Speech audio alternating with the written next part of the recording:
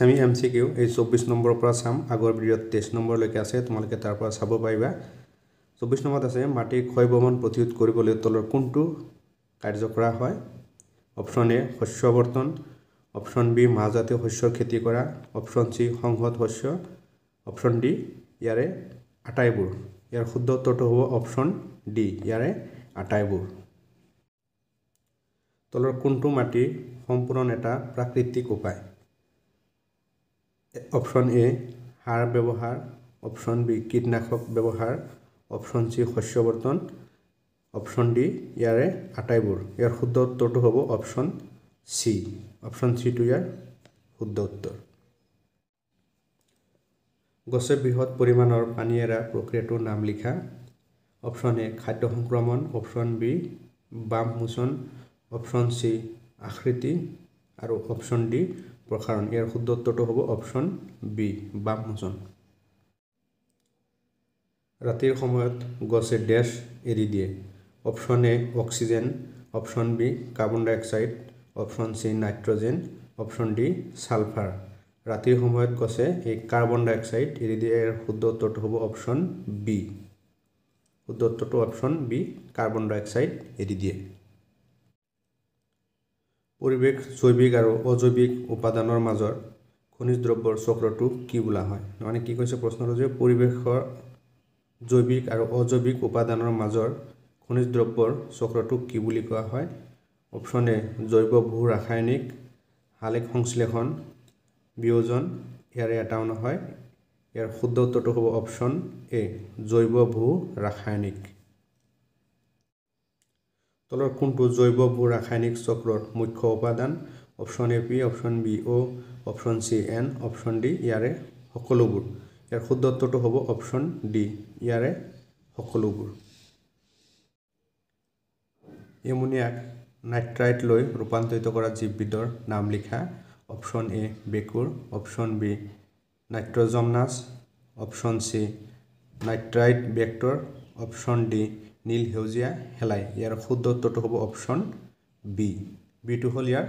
শুদ্ধ উত্তৰ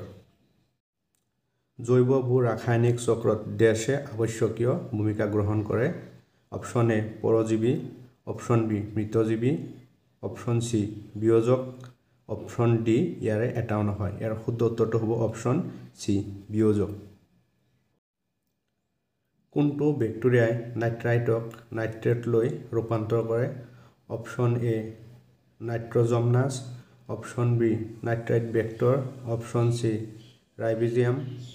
option D ইয়াৰে এটাও নহয় ইয়াৰ শুদ্ধ উত্তৰটো হ'ব অপচন বি তলৰ কোনবিধ উদ্ভিদ শ্ৰেণীৰ শিপাত নাইট্ৰজেনৰ টেমুনা থাকে মানে কি হৈছে তলৰ কোনবিধ উদ্ভিদ শ্ৰেণীৰ শিপাত নাইট্ৰজেনৰ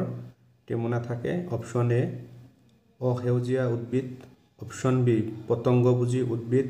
অপচন চি মাংসভোজী উদ্ভিদ অপচন ডি মাহজাতীয় শস্য ইয়াৰ শুদ্ধ উত্তৰটো হ'ব অপচন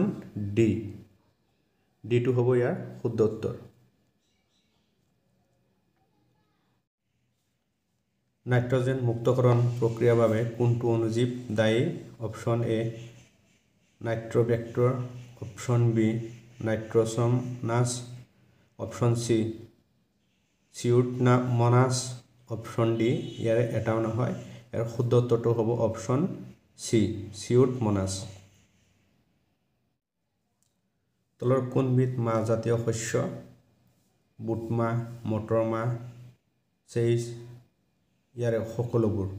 ইয়াৰ শুদ্ধ উত্তৰটো হ'ব অপচন ডি ইয়াৰে সকলোবোৰ তাৰমানে বুট মাহ মটৰ মাহ চেইজ এই সকলোবোৰ হ'ল মাহজাতীয় শস্য ইয়াৰ শুদ্ধ উত্তৰটো হ'ব অপচন ডি তলৰ কোনটো গোলকীয় উষ্ণতাৰ প্ৰভাৱ নহয় প্ৰশ্নটো কি কৈছে যে তলৰ কোনটো গোলকীয় উষ্ণতাৰ প্ৰভাৱ নহয় অপচন এ হিমবাহৰ গলন অপচন বি পৃথিৱীৰ উষ্ণতাৰ পৰিৱৰ্তন অপচন চি বতৰৰ পৰিৱৰ্তন অপচন ডি ইয়াৰে এটাও নহয় ইয়াৰ শুদ্ধ উত্তৰটো হ'ব অপচন ডি ইয়াৰে এটাও নহয় মানে প্ৰশ্নটো আমাৰ কি কৈছিলে যে তলৰ কোনটো গোলকীয় উষ্ণতাৰ প্ৰভাৱ নহয়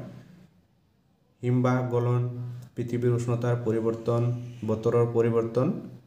ইয়াৰ এটাও কি হয় উষ্ণতাৰ গোলকীয় উষ্ণতাৰ প্ৰভাৱ নহয়। ইয়াৰ শুদ্ধ উত্তৰটো হ'ব অপশ্যন ডি। কোন অঞ্চলত অজন স্তৰত ফুটা পোৱা গৈছে? ইয়াৰ অপশ্যন এ উত্তৰ মেৰু, option B Antarctica, option C পৃথিৱীৰ খোলাত, অপশ্যন ডি ইয়াৰ এটাও নহয়। ইয়াৰ শুদ্ধ উত্তৰটো হ'ব অপশ্যন বি এণ্টাৰ্কটিকা। তাৰমানে প্ৰশ্নটো কি কৈছিলে? কোন অঞ্চলত অজন স্তৰ ফুটা পোৱা গৈছিল? এণ্টাৰ্কটিকা অঞ্চলত অজন স্তৰ ফুটা পোৱা গৈছিল।